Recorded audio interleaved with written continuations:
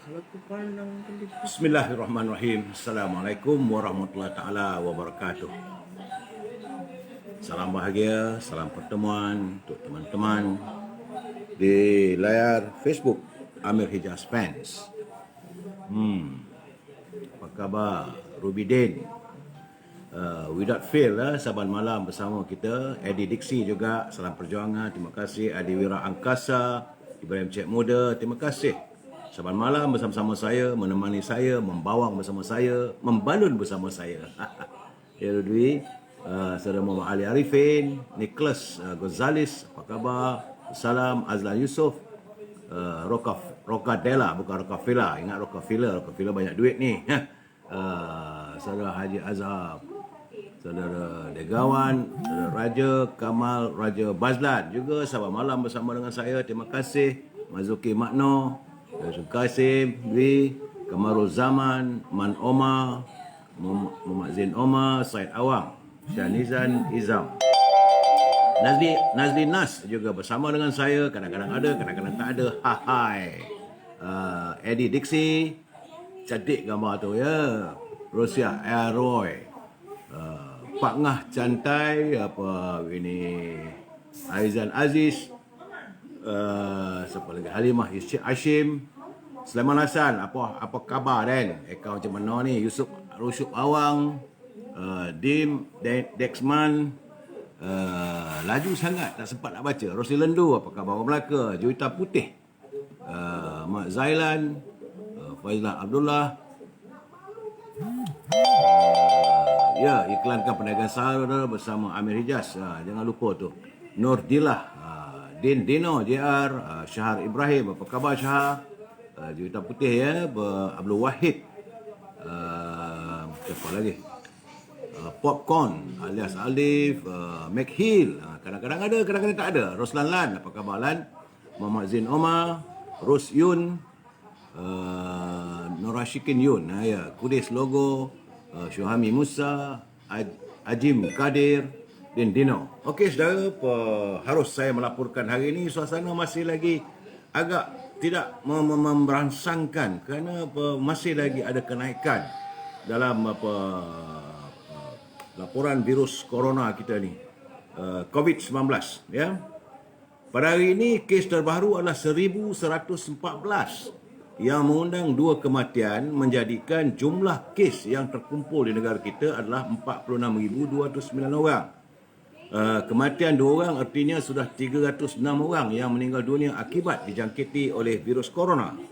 Sabah walaupun kurang, semalam 556, hari ini kurang, dia 391. Masih lagi tidak begitu menyenangkan.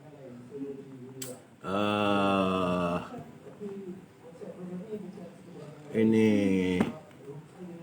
Sarawak kurang. Hari semalam 13, hari ini 4 orang. Di Labuan naik, semalam 4 orang, hari ini 8 orang.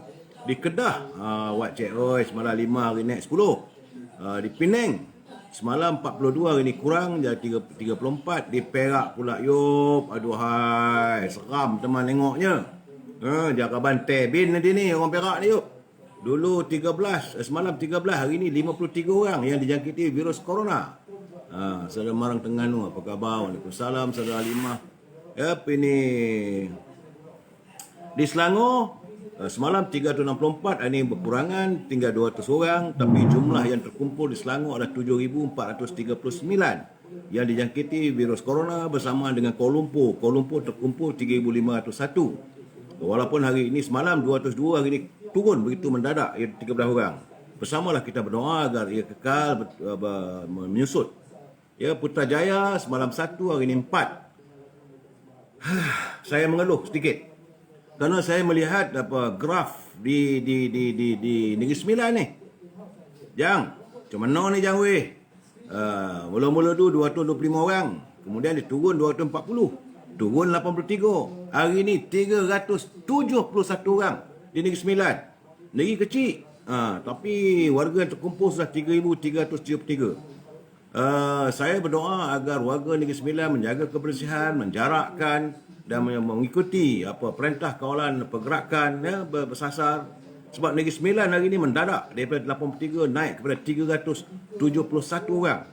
Di Melaka kurang li semalam 13, hari ini 6. Di Johor pula naik. Semalam 3 orang, hari ini 15. Dan di Pahang 1, 2, 3, 4, 5, 6, 7, 8, 9, 10, 11.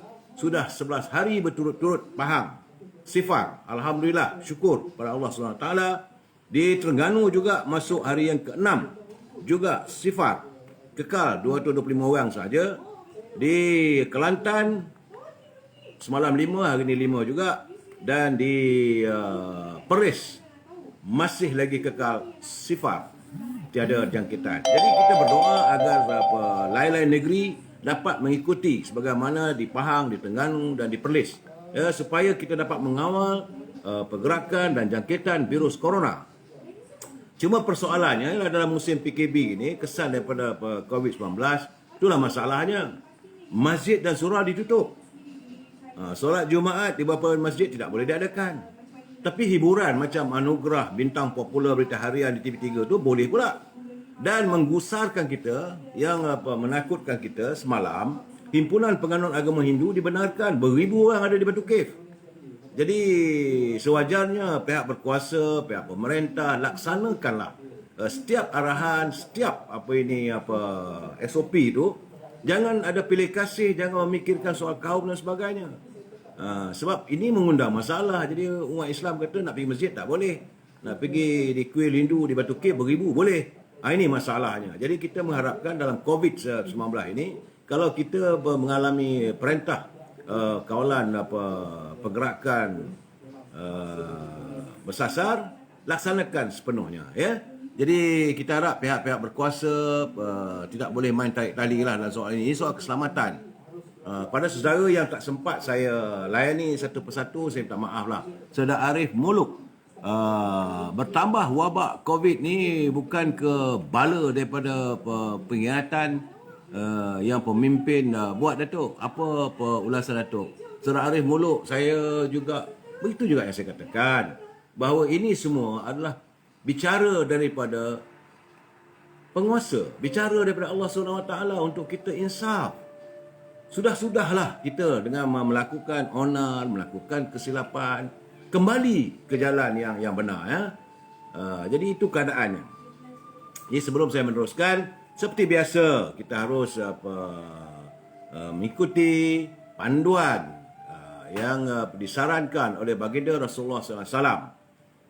Apa kata baginda Rasulullah? Daripada Abu Hurairah radhiyallahu anhu, dia berkata, Nabi SAW pernah ditanya, perkara apa yang banyak menyebabkan orang masuk syurga?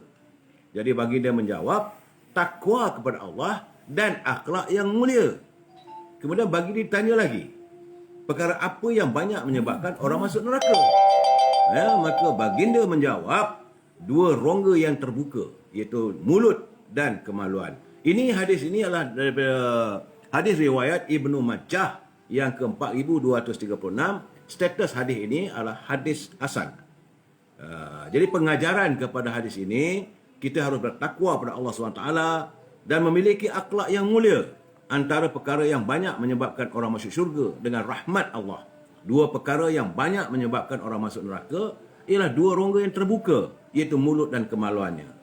Syekh Abdul Al-Talidi dalam Jawahir Al-Bihar menyatakan, maksud mulut dalam hadis adalah orang yang tak menjaga serta berusaha untuk menjaga daripada dosa-dosa mulut, seperti mengucapkan ucapan yang kufur, yang laknat, yang qasaf, yang mengejek, yang menipu, yang mengumpat, yang mengadu domba, persaksian palsu dan sebagainya. Selain itu, makna kemaluan pula adalah orang yang tidak menjaga kemaluannya daripada zina, liwat, tidak menjaga auratnya di hadapan selain daripada mahramnya, seperti isterinya dan sebagainya. Jadi Syekh Al-Mubarakfuri dalam Tuhfah Al-Ahwazi menyatakan, makna mulut dalam hadis ini ialah menjaga lidahnya. Kerana menjaga lidah boleh menyelamatkan keseluruhan urusan agamanya dan memakan yang halal. Kerana itu adalah penghulu kepada ciri ketakwaan. Jadi jadilah orang yang bertakwa dan memiliki akhlak yang mulia. Peliharalah mulut dan kemaluan kita semua, ya. Ini kita ingat, negara rahmah, ummah sejahtera. yang saya dapat kiriman daripada Pertubuhan Ikram Malaysia Negeri Johor. Okey? Itu bab panduan. Sekarang bab meniaga sikit. Ini musim Covid ni kena cari duit dan susah. Semua orang susah sekarang ni. Pertama sekali tentang buku. Jangan lupa ya, buku-buku saya masih ada lagi 2 buku lagi. Tak lupa, tadi anak saya dah buat sikit buku. Itu pertama sekali adalah kisah perjuangan yang Muhammad Tengku Razak Hamzah dan juga catatan diary yang almarhum Datuk Harun Idris. Kemudian jangan lupa juga, ini banyak hari ni rupanya saya tanpa saya ketahui, selain daripada ini Bahulu Berdal, rupanya rumah saya ni banyak juga dia buat. Dia ada buat yang pertama sekali dia kata keripik bawang putih, peria, terung, halia, banyaknya. Keripik ni bawang putih. Kemudian apa ini tempe salted egg. Tolong masin lah Yub. Ini apa lagi? Bawang goreng dan juga rendang tok. Rendang tok ni kalau nak order kena pesan 3 hari lebih awal. Semua ini boleh saudara hubungi Azhar di nombor telefon 011 330 41241. 011 330 41241. Jadi hubungilah ini Azhar untuk dapatkan buku, dan juga saya mengundang saudara bila rumah saya kata tadi boleh kita share kawan-kawan sebab benda ni tahan lama, iaitu untuk sama-sama ini berniaga jadi ejen. Hubungi Azhar macam mana nak jalankan misalnya saudara dari Johor, saudara daripada Kelantan, saudara daripada Terengganu ataupun di sekitar Lembah Kelang, bolehlah saling. Saya menggalakkan. Ini musim semua orang tengah mengeluh ni. Memang semua orang tengah mengeluh dalam keadaan wang yang begitu tenat. Juga jangan lupalah Dendeng Manis Siti Farehah, hubungi 017 711 4300. Dendeng Manis Siti Farehah tahan. Pun juga tahan sebulan lebih. Juga kalau nak pesanan, katanya biarlah lebih kurang sehari dulu. Lebih awal sebab sekarang ni tengah sibuk dengan pesanan-pesanan yang lain. Jadi boleh hubungi 017 711 4300 Siti Farehah. Boleh juga jadi ejen. Jadi bagi saya sekarang ni, kenapa tidak saudara menjadi ejen untuk saling berkongsi perniagaan. Jadi bawah tu ada iklankan perniagaan bersama. Tengok apa macam mana tu. Juga saya tidak lupa saya ini tentang buku sahabat saya, saudara Pak Nazil, pantun Pak Nazil. Beliau memberi saya, dia kata buku ni bukanlah untuk diiklankan. Tapi sebab semalam saya katakan tak tahu kalau saudara nak baca macam mana nak bunyi. Dia kata sementara diuar-uarkan, maka saya maklumkan kedua-dua buku ini boleh dibeli cara talian dari Shopee, Lazada dan penerbit Universiti Malaysia Perlis, ataupun teruskan ke program 930-1030. Itu saja. Sebab dalam beberapa buku pantun, ini bukunya pantun saja, saya seronok baca. I enjoy reading it bila waktu santai, duduk seorang-seorang. Antara yang saya seronok tengok baca tu, antara pantun disebut oleh Pak Nazil kita, yang beliau adalah bekas guru, tinggal di Perlis. Dia tulis itu, dia kata, bubuh lokan dalam raga, ulam raja atas peti. Agama bukan barang niaga, boleh dijaja sesuka hati. Itu peringatan beliau. Dah lama dah dia bagi peringatan dia. Dia takkanlah dalam buku pantun itu. Siang jadi tandil. Tandil ni saudara adalah ini supervisor. Kalau dekat estate dia panggil orang Perak panggil tandir. Tandir kat ladang-ladang. Siang jadi tandil, malam jadi jaga. Hakim tidak adil, rosak hidup warga. Jadi itulah antara pantun-pantun. Banyak pantun-pantun dia. Jadi saudara kalau sekarang bila nak berucap apa boleh. Saya buka saja contoh saja. Pak buka satu. Tabang keranji tanam geti, Pak Kadir mencelah sala. Memang berjanji sehidup semati, tetapi takdir penentu segala. Wah, romantis juga saudara Pak Nabil kita ni. Waduh, hai Pak Nabil, Pak Nazil. Pak Nazil kita ni, saya Beliau sahabat saya. Dulu waktu saya jadi wartawan, beliau banyak mengirimkan karya-karyanya. Rupanya dah banyak buku-buku gitu. Silalah hubungi beliau untuk mendapatkan buku-buku yang seronok dibaca. Iaitu ini tak ada cerita lain. Pantun saja. Bolehlah melawan dengan Datuk Ahmad Maslan. Okey? Usai kita punya ini e-commerce, sabda junjungan sudah, laporan COVID sudah. Ini bab membawang membalun ataupun untuk memberi pencerahan. Sekali lagi saya ingin nyatakan di sini, saudara ya, kita boleh bersama dalam ruangan ini, we must agree to disagree. Artinya saudara boleh bersetuju ataupun tidak bersetuju. Cuma saya tak izinkan halaman saya ini dijadikan laman untuk caci mencaci dan carut mencarut. Bersama kita jaga bahasa kita, bersama kita jaga peradaban bangsa kita. Bangsa yang begitu murni hati dan jiwanya. Orang Melayu ni hebat. Jadi saya harap saudara janganlah saudara nak bertelagah je. Saya tahu bahasa-bahasa sekarang ni kalangan anak muda kita ni kadang-kadang dia fed up, dia pun tulis pendek begitu, tapi janganlah kita menyinggung sama kita. Kalau saudara tak bersetuju, beri pandangan. Saya tak bersetuju, songkok Datuk ni tinggi sangat. Okey, tak ada masalah. Saya tak bersetuju, bahasa Datuk gunakan tu tadi tu kasar sangat. Okey, saya terima. Saya orang yang terbuka. Anda boleh buat kritikan, dan saya kalau ada kritikan yang baik saya akan lontarkan.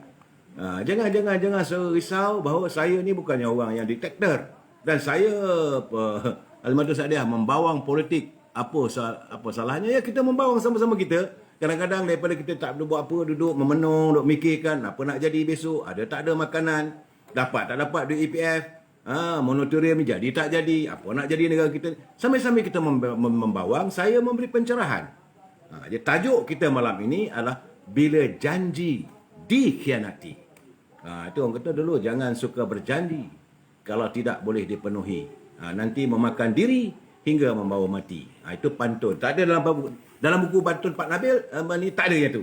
Ya Pak Nazil. Okey, saudara. Pagi tadi sekitar jam 10 saya sempatlah minum teh tarik dengan seorang tokoh korporat. Beliau tak mau namanya disebut sebab beliau pernah bertugas di bank, pernah menjadi CEO, ketua eksekutif. Saudara Arif Muluk, Datuk Lokman, apa tu tak? Saya bab yang itu saya tak nak campur sebab saya tampak banyak benda-benda yang boleh menyangkut soal legal, soal pendakwaan mahkamah dan sebagainya. Saya rasa yang ini biarlah Datuk Lokman tanganinya. Sebab pertama, beliau mempunyai banyak fakta, beliau tahu apa isunya. Saya yang tak tahu menau ni, kalau tiba-tiba masuk, tiba-tiba besok ada pula orang datang sampai pula surat saman. Kalau dah sampai surat saman, macam mana pula nak membawang dengan saudara? Bab Datuk Lokman ceritanya menarik. Apa yang dinyatakan dilontarkan begitu menarik, tapi saya tidak mempunyai fakta. Bila saya tak ada fakta, saya tak berani untuk campur tangan ataupun orang kata menyampuklah. Jadi saudara Adnan Amin suburkan minda. Bersama betul kita suburkan minda kita. Siang tadi, petang tadi hujan lebat. Hujan lebat kilat sambar menyambar. Jadi dalam keadaan begitu saya harap kita sama-sama saling bawang-membawang. Kalau tak betul kita kritik. Sebab pemimpin bukan maksum. Maisa, UMNO dulu kini selamanya. Datuk teruskan perjuangan. InsyaAllah, saudara Maisa, bagi saya itulah yang kita harapkan dan kita lihat sekarang ini. Jadi berbalik pada bicara saya siang tadi bersama dengan tokoh korporat tersebut. Dan kita berbincang kata macam manalah dalam keadaan suasana rakyat yang menghadapi COVID-19, perintah kawalan pergerakan bersasar, wang yang berkurang, ramai yang kurang pekerjaan dan sebagainya. Beliau menyatakan keadaan sekarang lebih teruk daripada zaman sebelum pilihan raya 2018, pilihan raya ke-14. Dia kata pilihan raya 14 pun rakyat dah tak boleh terima dah. Contohnya kerana situasi waktu itu adalah era kejatuhan Barisan Nasional mungkin lebih teruk berulang daripada zaman pada kali ini. Sebab katanya kebangkitan amarah rakyat sudah tak dapat dikawal. Masa Barisan Nasional dulu katanya, rakyat cukup terkesan. Waktu itu adalah antara punca di samping serangan peribadi terhadap Dr. Najib, pimpinan-pimpinan dan sebagainya. Tetapi waktu itu beliau adalah tokoh korporat, sebab beliau menceritakan pada saya mereka ada satu pertemuan yang diadakan di Janda Baik. Semua tokoh-tokoh korporat berkumpul dan memberi pandangan kepada ini Datuk Seri Najib, beri pandangan kepada pimpinan-pimpinan tertinggi kerajaan. Ada yang membodik, ada yang menyatakan benar. Yang bodik itu lain tak adalah, boleh menang. Ada yang kata 145 kursi boleh menang, ada yang kata 165 kursi boleh menang. Tapi mereka menyatakan yang benar. Dia kata rakyat sudah cukup terkesan dengan situasi gagalnya pemerintah mengawal harga barangan makanan. Itu pilihan raya ke-14. Iaitu pasaran yang dikuasai oleh warga kapitalis. Ditambahan pula, jadi pada waktu itu juga kerajaan mewujudkan sistem percukaian GST yang sasarannya itu tidak dapat dipahami oleh rakyat. Akhirnya pembangkang menggunakan sistem GST dikatakan penyebab kepada kenaikan harga barang. Rakyat yang terkesan oleh kenaikan harga barang itu lebih mudah percaya bahawa GST itulah menyebabkan kenaikan harga barang. Sebaliknya, mereka kumpulan korporat ni menegur kerajaan, stop, hentikan kapitalis ni. Jadi perniagaan begitu mesti dikawal. Walaupun waktu itu ada BRIM. BRIM dulu lebih mahal, lebih tinggi daripada sekarang. Walaupun ketika itu ada BRIM, namun ia tidak meliputi sepenuhnya. Macam sekarang. Bantuan prihatin yang sekarang ni Datuk Teguh Zafrul umumkan BPR. Bukan ban BPR, itu bantuan prihatin rakyat ni, jumlahnya tidaklah sebanyak BRIM. Tetapi waktu BRIM pun rakyat sudah terkesan kerana sistem penyampaian. Orang yang sepatut dapat tak dapat.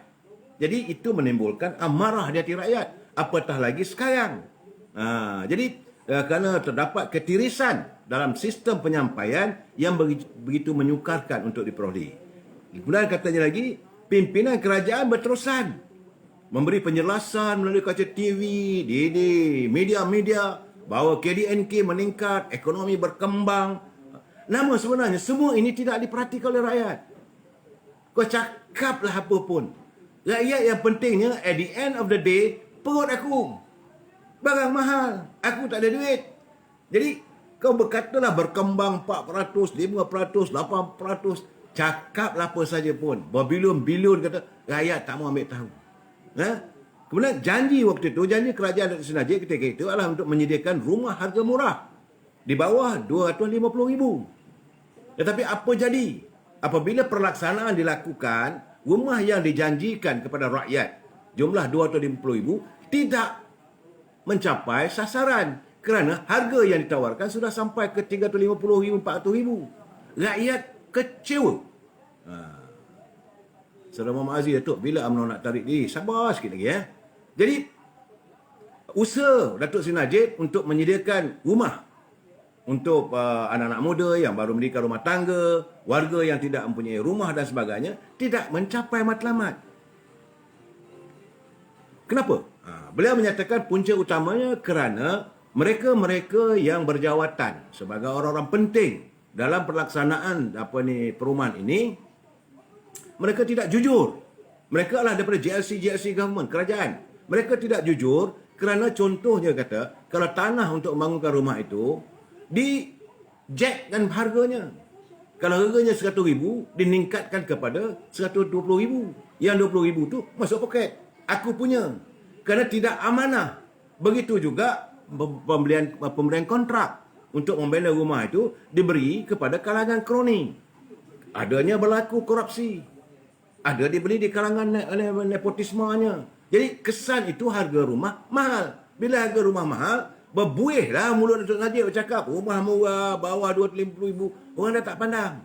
Itu akhirnya mereka bercakap, cakap tak suka bikin.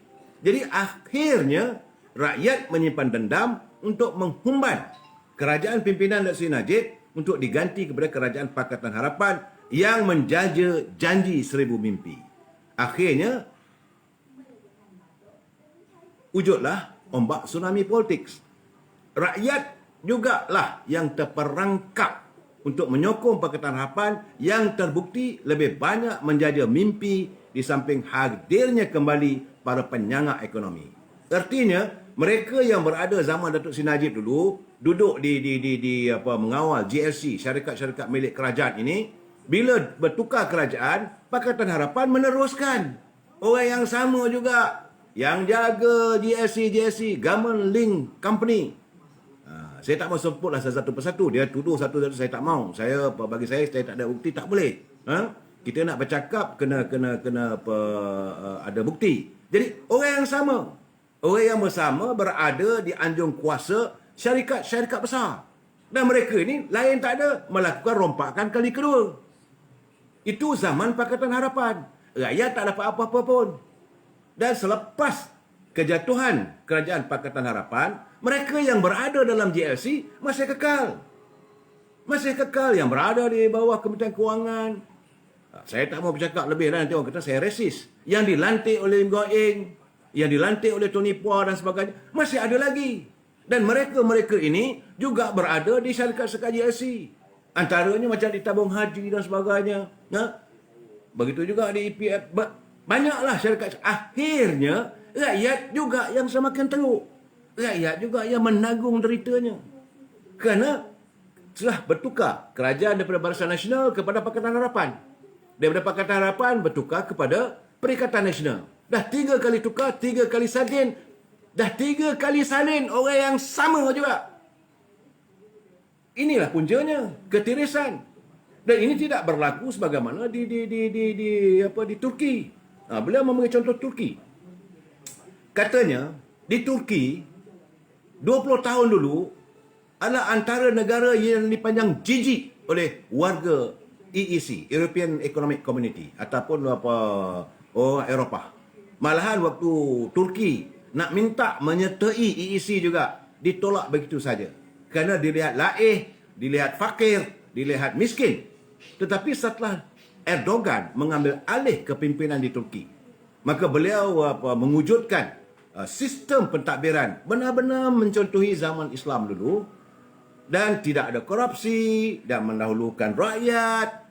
Dan mereka yang berada di GLC, syarikat-syarikat milik kerajaan dan semua dibuang. Semua dibuang. Dia ganti dengan orang baru yang lebih bersih, yang lebih tahu, yang lebih setia pada negara, yang mahu membangunkan negara. Dalam tempoh 20 tahun, Turki hari ini mendahului negara-negara di Eropah. Turki hari ini dia mampu. Dulu untuk pendapatan per kapita rakyatnya cuma $2,000 setahun. Hari ini warga Turki boleh dapat $13,500 just dalam tempoh 20 tahun. Sedangkan Turki tak ada penghasilan. Turki tak ada minyak, Turki tak ada getah, Turki tak ada minyak sawit, Turki tak ada kayu balak. Bagaimana Turki boleh bangun menjadi sebuah negara yang hebat? Adalah kerana sistem perundangan, dan Erdogan menggalakkan untuk mereka yang beragama mengamalkan agama masing-masing. Dan hari ini di Turki masjid penuh. Datanglah walau macam mana pun, COVID-19 ke apa semua, dia kata sembahyang. Sebab ini tuntutan ilahi. Kita tidak lari daripada apa yang disarankan oleh baginda Rasulullah SAW.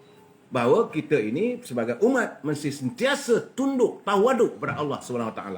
Ini sistem di Turki sepatutnya dan sewajarnya. Ini tabung haji lingkup masa PN. Dia bukan lingkup.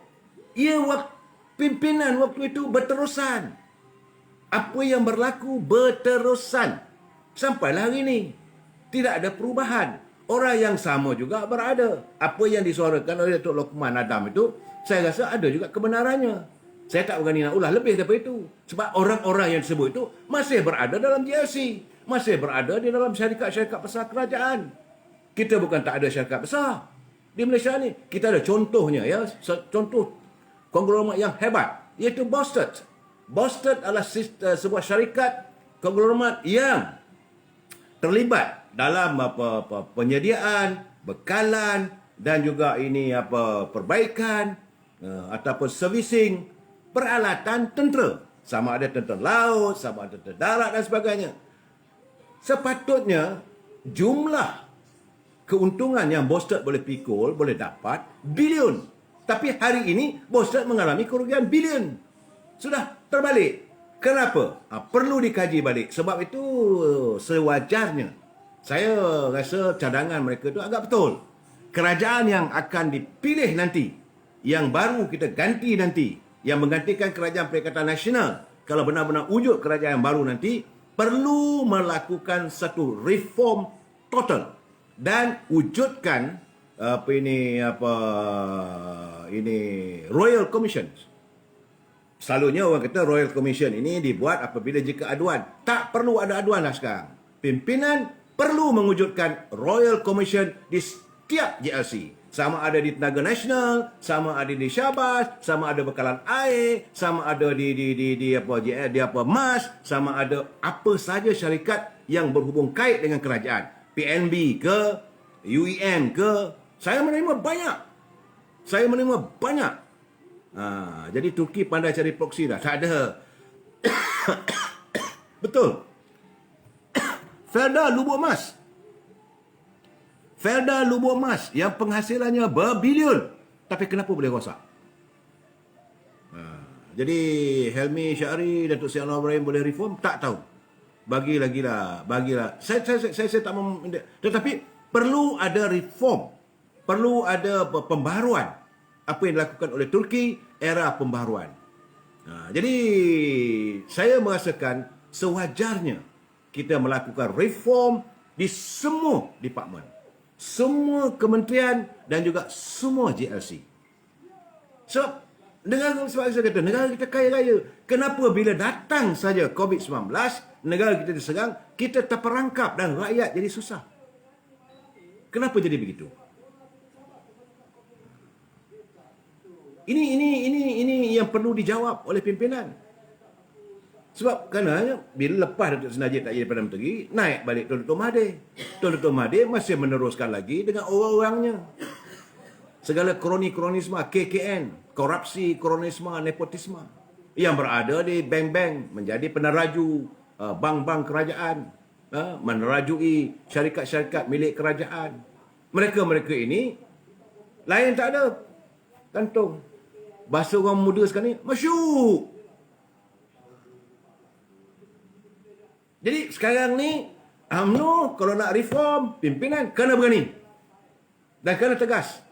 Tak usah peduli orang nak kata apa. Sebab yakinlah. Ini saya kata, pimpinan yang baik, jangan mereka takut kerana rakyat akan berada di belakang mereka. Jangan takut. Kalau orang itu buat silap, seret ke mahkamah. Buang mereka dari jawatan itu. Kamu berjawatan tinggi, gaji kamu ratusan ribu, tapi rakyat menderita. Orang ini dipertanggungjawabkan. Jangan risau, saya berkeyakinan rakyat tetap berada di belakang pimpinan kerajaan yang sanggup melakukan reform. Ini bicara saya bersama dengan tokoh korporat tadi. Dia kata dia akan memberikan saya beberapa dokumen lagi. InsyaAllah malam besok, malam lusa dan sebagainya, saya akan berbicara satu demi satu. Termasuklah persoalan Eco World, termasuklah persoalan UEM, termasuklah persoalan MAS, termasuklah persoalan apa yang berlaku, bagaimana boleh berlaku bailout kepada AirAsia, bagaimana berlaku permasalahan di kereta tanah Melayu, apa jadi pada MRT, ERT, apa berlaku pada LRT dan sebagainya. Banyak syarikat milik kerajaan yang sepatutnya mengkayakan rakyat negara ini. Tapi tak berlaku. Saya menulis ni tadi. Kita bangkit akar umbi. Kita apa tadi? Sebab sekarang ni kita tak ada masa dah.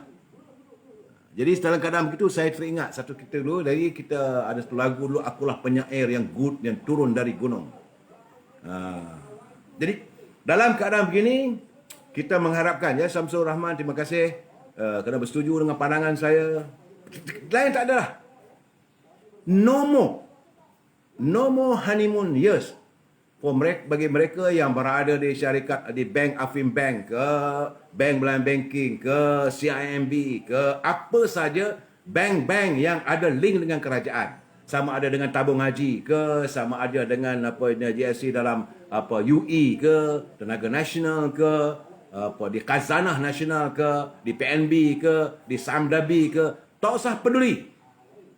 Pimpinan yang baru nanti perlu tegas dan bongkar satu persatu. Okey? No. Saya juga tadi menerima kiriman. Ini kita balik. Saya itu sezam masalah kan.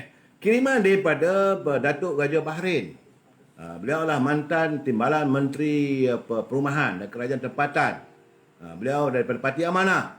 Sebab saya katakan bahawa saya tidak ambil kisah apa yang dikirimkan, sama ada datang daripada pembangkang ke, datang daripada UMNO ke, siapa saja. Kalau benar, kita kata benar. Jadi saya tengok menarik. Kenyataan Datuk Raja Bahrain daripada Amanah Terengganu, dia sebagai pengurusi Amanah Taman Terengganu. Dia kata jika cadangan UMNO ibarat, dia menyindirlah. Dia kata jika cadangan UMNO ibarat hikayat Gunung Ledang kerana menetapkan sokongan bersyarat terhadap belanjawan 2021, janji-janji PAS pula seperti hikayat 1001 malam kerana banyak janji yang tidak ditepati. Itu kata dia. Kalau PAS menyindir tuntutan UMNO dengan janji hikayat Putih Gunung Ledang. Sebab katanya semasa menjadi pembangkang, PAS merayu untuk melaksanakan rang Undang-Undang 355 dan membela kematian anggota bomba Muhammad Adik. Itu kan dia bilang. Waktu PAS sebagai pembangkang, memang betul Menteri Undang-Undang sekarang ni, Datuk Takiruddin adalah orang yang membaca usul di Parlimen untuk mengkaji pindaan rang Undang-Undang 355. Namun kini isu yang lantang dibangkitkan itu tidak lagi kedengaran.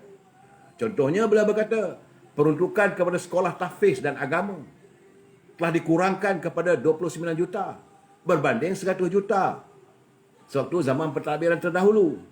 Jadi kerajaan PAS Kelantan dan Terengganu membelanjakan wang yang begitu banyak untuk kenaikan gaji Exco dan melantik begitu ramai pegawai-pegawai sementara rakyat dalam keadaan menderita. Gaji adun di Kelantan pula dinaikkan antara 3,000 hingga 5,000 selepas mereka membeli kereta Mercedes semasa rakyat mengalami masalah ekonomi yang teruk. Lebih banyak wang rakyat dikeluarkan untuk menanggung ahli politik dan pegawai mereka tanpa disedari oleh rakyat. Itu kata beliau. Jadi saya melihat ada kebenarannya. Lebih daripada itu saya tak mau seranglah, saya tak mau ulahlah. Sebab saya melihat bahawa bibit perpecahan di kalangan warga bangsa kita kini secara tiba telah terjengah. Macam mana saya katakan semalam, tiba-tiba sudah terkeluar pula senarai pimpinan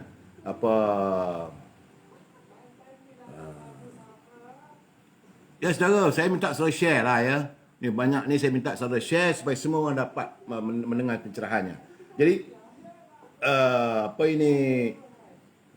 apa yang saya dapati, kekecewaan di kalangan rakyat begitu ketara sekali berhubung dengan Muafakat Nasional. Kerana mereka kecewa apabila melihat Perikatan Nasional sudah pun membentuk jawatankuasanya, pengurusinya Tan Sri Muhyiddin, timbalan pengurusinya Tuan Guru Haji Hadi yang setaraf bersama dengan Jeffrey Kitingan. Jeffrey Kitingan adalah daripada parti Star di Sabah, adik kepada Parin Kitingan, yang semua orang masih tak lupa lagi apa berlaku di saat PBS memerintah di Sabah. Ancaman terhadap warga Islam waktu dulu. Apakah dia benar-benar sudah berubah? Begitu juga dengan Yong Teck Lee, bukan Islam sekarang ni. PAS nak kata macam mana? Dulu mereka tuduh kita ni asabiah, berkawan dengan kafir dan sebagainya. Sekarang macam mana? Jadi saya tengok ni seorang tulisan dia hantar pada saya. Malam ni saya nak baca pula teman-teman. Putra Malaya. Putra Malaya dia menulis, dia kata, aku nak tanya pada pemimpin PAS yang di atas, dan aku nak tanya pada ahli-ahli PAS dan Bersatu. Pernahkah kalian menangis saat piagam Muafakat Nasional ditandatangani tanggal 14 September 2019? Ini kata Putra Malaya. Pernahkah kalian menangis bila PAS menganggotai Parti Perikatan Nasional? Tidak. Jadi, tidakkah pemimpin PAS yang di atas terfikir perasaan kami, ahli UMNO dan PAS yang di bawah, yang sebelum ini saling diadu dombakan, saling benci-membenci, seperti adik-beradik, boleh berpecah, tetapi setelah wujudnya Muafakat Nasional, kami menjalin balik persahabatan sebagaimana adik-beradik. Kami saling berpeluk-pelukan. Tapi Semua ini berlaku apabila wujudnya muafakat nasional. Terbukti 7 PRK kita berjaya. Kami ahli UMNO dan PAS yang di bawah masih tetap mahukan muafakat nasional. Kami tak mahu lagi berbalah sama sendiri. Kenapa harus pemimpin atasan mengikut acuan politik PH-DAP? Air mata kami yang mengalir di hari Majlis Piagam Muafakat Nasional bukan minta dibayar katanya. Tapi tolong kenanglah kami. Tolonglah kami datang bukan dibayar. Jauh sekali meminta upah. Tidak, kami datang ke Kuala Lumpur memenuhi PWTC, Dewan PWTC, tak boleh masuk dalam, duduk di luar. Kami datang bukan berbelanja dan dibayari oleh orang PAS atau Pak UMNO. Kami datang sendiri. Tapi kenapa kami dikhianati? Hanya kerana mengejar jawatan yang sementara. Janganlah kerana jawatan dan habuan yang kalian perolehi, maka kami dilupakan. Kami tetap mahukan penyatuan sama kami di peringkat akar umbi. Janganlah jadi manusia yang gila kuasa, gila jawatan, sanggup menggadaikan impian kami. Ini tulisan Putera Malaya kepada saya. Kemudian dalam keadaan begitu, saya baca lagi. Dia kata musuh Islam sudah berjaya memecah belahkan muafakat nasional. Mereka sekarang sedang bertepuk tangan melihat kehancuran muafakat nasional, wujudnya Perikatan Nasional. Dan ditambah lagi dia kata, Selangor semakin teruk. Bila dia menzahirkan kepada saya pun terperanjat. Bila dia mencatatkan gaji Menteri Besar dari RM14,175 naik kepada RM20,250. Gaji Esko Kerajaan Negeri Selangor dari RM6,109 naik kepada RM20,250. Gaji speaker, speaker yang tak bagi kita pakai baju Melayu tu masuk dewan tu. Gaji speaker daripada RM6,109 kepada RM22,500. Gaji timbalan speaker daripada RM3,327 kepada RM15,750. Adun pula dari RM6,000 kepada RM11,250. Jadi kalau mau dikira, ini yang telah pun diluluskan dalam persidangan Dewan baru ni. Jadi kalau nak diikutkan, Menteri Besar dia dapat RM20,250 gajinya. Kalau campur dengan RM11,250 allowance dia sebagai ahli Dewan Undangan Negeri, ADUN, maka pendapatan Menteri Besar Selangor RM31,500. Sedangkan rakyat Selangor ada masanya kering kontang tak ada air. Ini bila saya kata mangkuk punya kerajaan. Ini saya kata kerajaan monyet. Kamu sedap aja. Anda sedap mendapat wang begitu besar. RM31,500. Speaker dapat RM22,500. Campur RM11,250. Gaji alun ada Dewan Negeri dapat RM33,750. Rakyat Selangor. Selangor adalah negeri yang begitu besar menyumbang kepada KDNK negara. Kalau air tak ada, macam mana kilang-kilang nak buat operasi? Bagaimana syarikat-syarikat besar yang meneruskan perniagaannya? Mereka akan lari. Kalau mereka dah tak ada nanti apa semua, apakah kita mau jadi Selangor ni seperti berlaku di Kota London? Hari ini Kota London sepi. Pelabur lari. Kedai-kedai tutup. Perniagaan merudum, malap, sepi. Jadi keadaan ini yang berlaku. Kemudian dia kata Esko RM20,250. Campur RM11,250 dapat RM31,500. Esko. Kereta percuma, rumah percuma, makan percuma. Ini gambarannya. Timbalan sebagai speaker RM22,500. Campur RM11,250. Gaji allowance sebagai ahli Dewan Negeri. Speaker dapat RM33,750. Timbalan speaker RM15,750. Dapat lagi RM11,250. Jadi RM27,000. Lumayan, babe. Air pocilek. Jadi ini satu kira lagi dia kata terlalu tinggilah pencarut EPF, kurang daripada RM10,000. Ini satu kiriman pula ni saya dapat daripada Datuk Ghazali. Datuk Ghazali adalah antara anggota daripada Rabitah Al-Azhar, satu pertubuhan alumni, warga-warga, pelajar-pelajar lulusan Al-Azhar di Mesir. Di mana menurutnya dia kata penjawat awam sudah cukup kecewa dan mereka mula bercakap.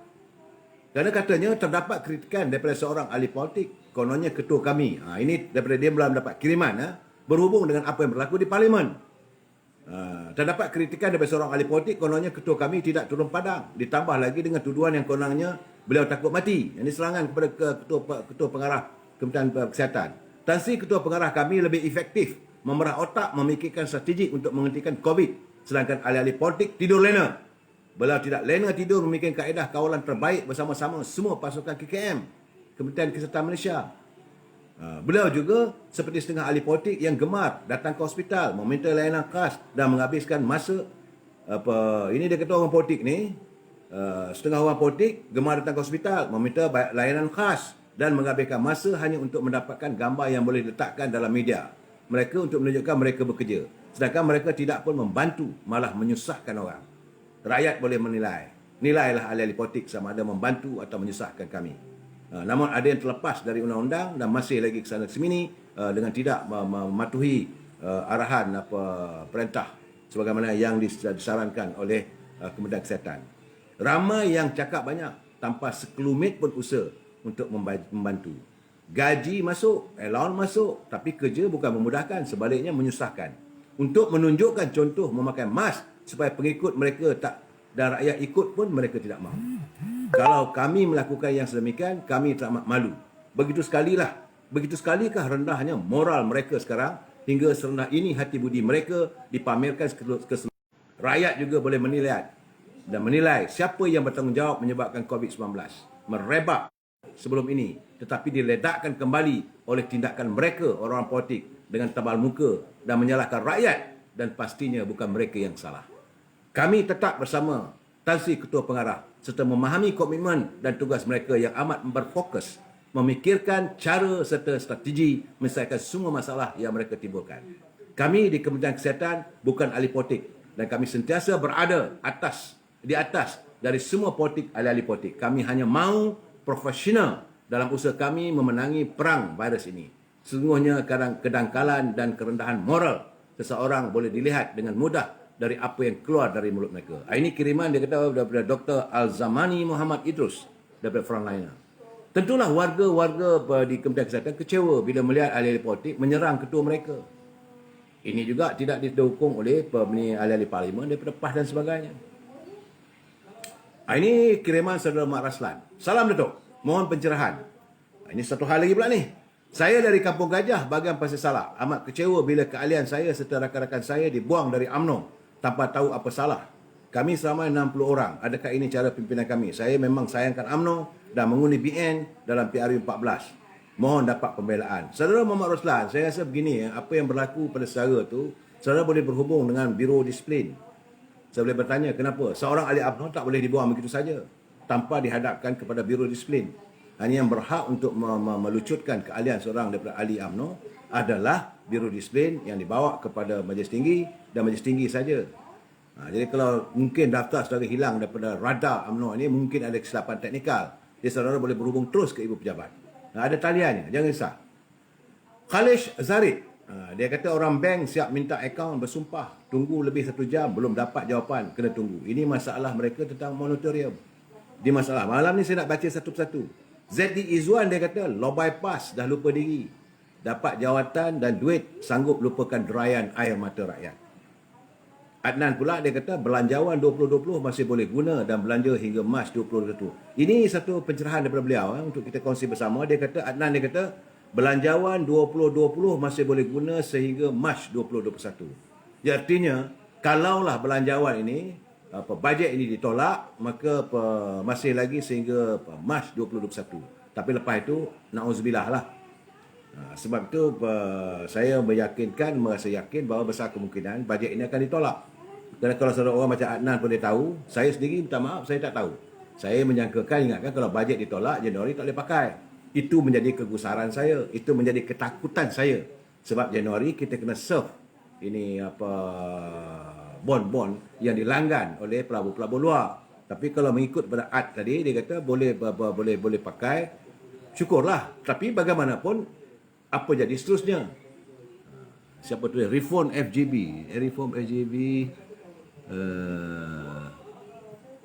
Apa jadi pula? Saya punya apa ni, tak dapat nak baca ni.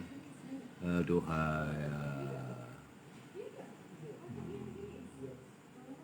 Ni apa Putra Malaya.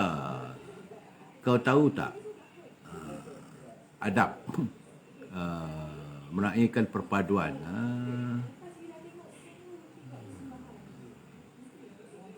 Oh, tak apalah. Ini dia tengah bergaduh dengan apa Melaya. Saya memang pencerahan. Saya minta saudara, kalau saudara nak marah ke apa pun, bagi pandangan. Saya tak setuju pandangan saudara, kerana pandangan saya 1, 2, 3, 4. Jadi, Tuhan, saya nak baca pun tak boleh ni. Pertama laju, yang kedua bila dia masuk tengah-tengah tu, saya yang bercakap tak tahu. Air mata penyertaan ummah. 14 September tu kami hadir semua. Ini kepada Osma. Ni bakal calon PRU15 apa pula ni? Tak tahulah saya. Sebab post saya hari ni yang keluar benda begini mengganggu saya lah. Saya tak tahu nak buat macam mana. Ini tak apalah saudara, saya beri pencerahan. Pak Lang Mi, Tok Lokman Adam tu dia macam mana? Saya sokong Lokman Adam. Saya tak boleh cakap apa bab tu. Saudara Jacqueline Nikita, sekali kita kerja komen apa yang ada. Saudara Ba Alwi, elok tak dapat baca Datuk? Banyak sangat fitnah kepada PAS. Saya berkata sekarang ni bukan soal fitnah terhadap PAS. Ini kena jelas ya. Warga PAS jangan kecil hati, jangan marah. Ini penzahiran mereka yang begitu gembira melihat wujudnya muafakat nasional. Tiba-tiba bila pimpinan PAS memilih untuk bersama dengan Perikatan Nasional. Dan kita tahu apa agenda Perikatan Nasional. Perikatan Nasional diwujudkan oleh pimpinan PBM, Parti Pribumi Bersatu. Ini ahli akar umbi merasakan mereka sudah dapat membaca. Takkanlah perkara itu pimpinan PAS dapat baca. Jadi mereka menzahirkan pandangan mereka dengan harapan sesat di hujung jalan kembali ke pangkal jalan. Jadi atuk guna abah kau pecah belahkan MN. Saya dah kata bahawa wujudnya muafakat nasional tidak lain dan tidak bukan menjadi mimpi ngeri kepada Perikatan Nasional, menjadi mimpi ngeri kepada Pakatan Harapan. Wujudnya muafakat nasional ini antara UMNO dengan PAS merupakan noktah terakhir kepada karier politik mereka yang berada dalam Parti Pribumi Bersatu. Itu jelas. Kalau benda ini menjadi material. Tapi sekarang ia sudah tergugat. Jadi ini di-enjoy ataupun diraikan oleh mereka-mereka dari PBBM dengan mewujudkan Perikatan Nasional. Dan UMNO tidak akan menyertai Perikatan Nasional. Jadi akhirnya nanti UMNO terkeluar. Bila UMNO tidak lagi bersama dengan PAS, balik cerita lama. Berbalah lagi. Sampai bila kita nak berbalah? Ini Saudara Abdul Hamid Hashim pula. Dia kata, saya pesara tentera tahun 1991. Pencen dia kata dapat RM1,040. Anak pula kena berhenti kerja. Ya Saudara Abdul Hamid Hashim, teruklah kalau berterusan begini. Ini derita rakyat ni. Kemudian Denan kata, kenapalah kerajaan berkira sangat untuk tolong rakyat. Dah berpuluh tahun mengumpul berbilion. Ada yang bail out yang tidak terhitung. Tapi bab rakyat kali ini tak mau dibantu. Begitu juga kiriman saudara Muhammad Akmal Ibrahim yang masuk dalam wall saya. Dia kata, saya pergi ke Rantau Panjang. Memang kesian peniaga di sana. Tak ada orang datang. Selalu kalau musim cuti memang full. Dan peniaga-peniaga di Rantau Panjang itu bukannya semua orang Siam. Majoritinya di Rantau Panjang di sebelah ini Malaysia ni adalah daripada rakyat Kelantan. Sekarang perniagaan mereka tak maju. Bukan tak maju, tak bermaya. Kedai-kedai makan tak bermaya, kedai-kedai barangan tak bermaya, orang tak datang. Ini masalahnya. PAS dah ceraikan bini tua. Tunggu pun bukan dapat apa. PAS sayang bini muda. Okeylah tu. Tak ada masalah. Soal cerai-bercerai apa semua tak ada masalah. Tapi masalah yang kita rasakan, bagaimana dengan derayan air mata warga PAS dan warga UMNO yang kami saling berpeluk-pelukan. Saya masih terbayang lagi bagaimana Puteri Amira dan Puteri UMNO berpeluk-pelukan macam dua adik-beradik yang tak berjumpa berpuluh tahun. Mereka menangis. Bukan menangis sedih. Mereka menangis penuh kesyukuran.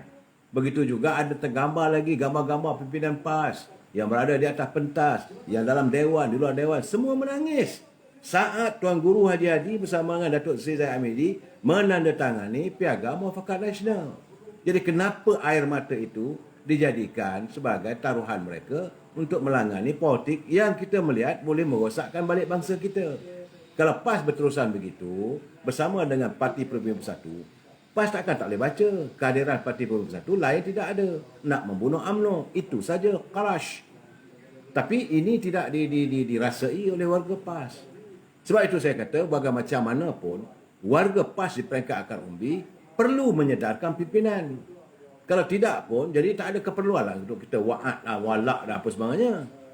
Ya, apa kata saudara Adnan? Sudah dapat gading bertuah, tanduk tidak berguna lagi. Aduhai, nak buat macam mana? Saudara Zafran Arif, kenaikan gaji yang berhormat dan Esko Kelantan bukan tak boleh, dia katanya. Ini saudara Zafran Arif. Dia kata kenaikan gaji yang berhormat dan Esko di Kelantan bukan tak boleh. Tapi sekarang agak kurang sesuai. Sedang masalah rakyat tak henti-henti mendatang untuk ditandangi. Sebenarnya kemudian saudara Amir Makjan, dia kata kerajaan tak bagi, tak apa. Ini kecewa lah. Kerajaan tak bagi, tak apa. Tapi kena ingat, satu hari nanti jangan pulang cari kami. Minta undi kami. Buat apa nak pening kepala? Jadi dia tak mau pening kepala dah. Kerajaan tak nak bagi, tak apa. It's okay. Simpanlah duit tu. Kerana beliau yakin bahawa pilihan raya umum is around the corner. Begitulah keadaannya apa yang berlaku sekarang ini saudara mahkamah. Cuma tadi saya saudara Hans Ledler, dia tulis saya, dia kata bagi saya yang dilahirkan di sana jauh lebih mulia dari yang dilahirkan di jalanan. Di luar sana tumtam-tumtam dan macam-macam biarkanlah. UMNO dilahirkan di istana sedangkan PPBM lahir di jalanan. Sebab itu PPBM buta huruf soal ekonomi hingga kehidupan rakyat begitu terimpit. UMNO terus berjuang dan tidak henti-henti mendaulatkan rakyat. Perjuangan kita masih panjang. Semoga Allah memberikan warga dan pimpinan UMNO kesihatan dan fikiran yang mantap untuk meneruskan perjuangan Maha Suci ini. Itu satu bab. Dan saya tengok sekarang ni tadi ada satu kenyataan daripada Datuk Seri Najib. Cantik juga. Saya nak baca ni. Kenyataan Datuk Seri Najib pada 3 November 2020, Kit Siang beri masa 72 jam katanya untuk saya jawab kenapa saya dilantik sebagai pengerusi BNBC. Ini Datuk Najib kata pada 3 November yang lepas, Lim Kit Siang memberi masa 72 jam untuk beliau menjawab persoalan yang timbulkan kenapa beliau dilantik sebagai pengerusi Barisan Nasional Backbencher Club. Jadi melihat Kit Siang begitu garang, saya pun jawab dia serta-merta, dia kata. Saya jawab. Dia kata saya dilantik sebagai pengerusi BNBC sebab saya tidak dilantik pengerusi DAP BBC. Lain buruk juga Dr. Najib ni. Dia kata saya dilantik sebagai pengerusi BBC kerana saya tidak dilantik sebagai pengerusi DAP BBC. Akhirnya saya beri dia akhirnya dia kata saya beri dia 72 jam pula untuk menjawab 10 soalan. Amat mudah. Siap bagi tip jawapan. Malangnya dah 11 hari dia kata. Dah 264 jam Kit Siang masih tak mampu menjawab. Sebab itu saya muat naik sekali lagi supaya dia ingat untuk jawab. Mana-mana penyokong PH atau peminat tegar Lim Kit Siang juga digalakkan untuk bantu dia menjawab. Ini soalan dia. Satu, sejak bila kamu dilantik bos Muafakat Nasional untuk pertikaikan dan menyibuk keputusan lantikan dalaman Barisan Nasional? Kedua, adakah ianya benar-benar bahawa Ketua Hakim Negara yang dilantik masa PH itu adalah pilihan Kit Siang? Itu satu Najib. Adakah juga peguam negara yang dilantik dari luar oleh Pakatan Harapan yang membuat keputusan dakwa saya juga peguam anak kamu? Dan adakah pendakwa raya kes SRC saya yang dilantik dari luar oleh Pakatan Harapan juga peguam untuk Pang Likun, itu penjual banglo murah kepada anak kamu? Tiga, adakah ianya benar bahawa hakim kes SRC saya tiba-tiba ditukar dengan hakim baru yang dipindah daripada Mahkamah Komersial ke Mahkamah Jenayah setelah kes mahkamah saya sudah berjalan dengan alasan pertukaran hakim adalah perkara biasa, routine change. Jadi seminggu selepas Ketua Hakim Negara dilantik Pakatan Harapan. 4. Adakah ianya benar bahawa Ketua Hakim Negara tersebut hanya berkhidmat selama 9 bulan saja dan kemudiannya dia berkempen untuk Warisan Plus dan di atas pentas bersama Guang Eng pada Pilihan Raya Negeri di Sabah? 5. Adakah saya masih bebas sebagai ahli parlimen sebab saya tengah menunggu rayuan kes SRC? Dan adakah Kek Siang bersetuju bahawa kes SRC saya melibatkan saya sokong pinjaman ringgit Malaysia 4 bilion diberikan oleh KUAP kepada SRC pada tahun 2011 supaya saya kononnya tunggu 4 tahun kemudian untuk songlap 42 juta, iaitu 1% daripada 40 daripada 4 bilion yang kemudiannya dibelanjakan untuk kerja-kerja CSR dan sedekah dan bukannya untuk kegunaan peribadi. Duit ringgit Malaysia 42 juta bukan hak Najib untuk sedekah, kata hakim katanya. Jadi ini tak sama dengan RM 305 juta yang anak kamu sedekahkan kepada projek kroni Terowong untuk kos membuat laporan kebolehsanaan di mana 5 tahun selepas bahagian besar wang 305 juta dibayar. Kita tak nampak pun ada apa-apa projek pembinaan kecuali pembinaan projek kondo mewah atas tanah kerajaan yang dibayar Guan Eng untuk projek Terowong. 6. Adakah Kek Siang bersetuju bahawa Menteri Kewangan menyalahgunakan kuasa mereka seperti untuk mengenakan cukai LHDN ke atas 26 bilion yang telah pun dipulangkan kepada penghantar 4 bulan selepas menerimanya dan dikenakan lagi penalti 40% campur 10% campur 5% sehingga menjadi cukai 1.7 bilion. Wang yang telah dipulangkan 4 bulan kemudian pun perlu dicukai juga ke? Tanya Dr. Najib. Adakah Kek Siang pernah bantah orang yang sedang menghadapi perbicaraan kes rasuah dilantik sebagai Menteri Kewangan? Dia tanya, adakah Kek Siang pernah membantah orang yang sedang menghadapi perbicaraan kes rasuah dilantik sebagai Menteri Kewangan? Adakah Kek Siang turut membantah orang yang sekali lagi menghadapi banyak dakwan-dakwan mahkamah untuk rasuah terus berjawat sebagai bos DAP? Dan adakah Kek Siang bersetuju bahawa orang yang enggan tepati janji sendiri kepada pengundi untuk bersara jika Tun Mahathir tak serahkan jawatan PM kepada Anwar tidak perlu dilayan? Jadi kenapa kamu takut pada saya? Itu persoalan yang dilontarkan oleh Datuk Seri Najib. Sebenarnya saudara, saya banyak lagi kirim-kirimannya. Sebenarnya saya nak bercakap tentang beberapa penyelewengan dalam kerajaan. Tapi waktu tidak mengizinkan saya. Kita berbicara lagi malam besok. Wabillahi taufiq wal hidayah. Assalamualaikum warahmatullahi taala wabarakatuh. Jumpa lagi malam besok.